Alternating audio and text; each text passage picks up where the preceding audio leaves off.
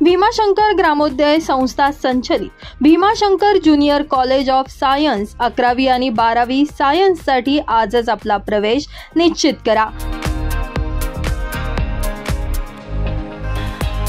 पिंपळगाव शहरातील जोपूर रोड लगत प्रशस्त इमारत, विद्यार्थ्यांसाठी बस सुविधा, प्रत्येक विषयासाठी तज्ञ शिक्षक आणि अत्याधुनिक सुविधा, नीट जेईई विशेष अभ्यासक्रम, स्वतंत्र सायन्स आणि कम्प्युटर लॅब, हॉस्टेल सुविधा उपलब्ध।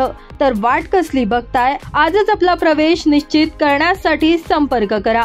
Bhimashankar junior college of science, Jopur road, Pimpalgaon, Baswant.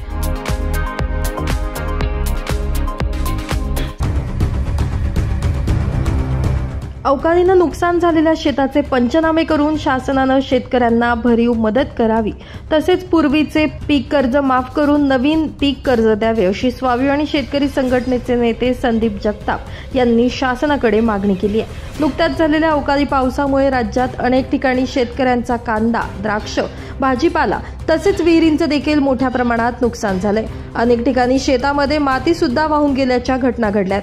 अशा वेळी बळीराजा हा संकटात असून तात्काळ नुकसान भरपाई संदर्भात पंचनामे करून शेतकऱ्यांना भरीव मदत करावी, अशी मागणी जगताप यांच्याकडून करण्यात आली आहे।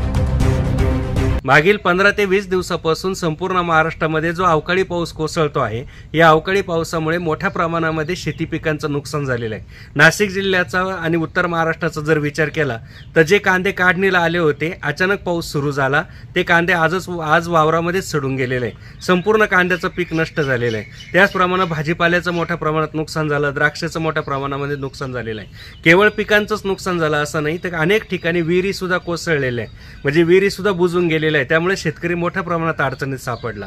माझी शासनाला विनंती की शासनानं तात्काळ पंचनामे करावे आणि भरीव अशी मदत नुकसानग्रस्त शेतकऱ्यांना द्यावी। त्याचप्रमाणे जे पीक कर्ज शेतकऱ्यांनी घेतलंय ते पीक कर्ज माफ करावं आणि नवीन पीक कर्ज शेतकऱ्यांना द्यावं, तेव्हाच शेतकरी उभा राहील। Baswant NH3 digital, Pimpalgaon.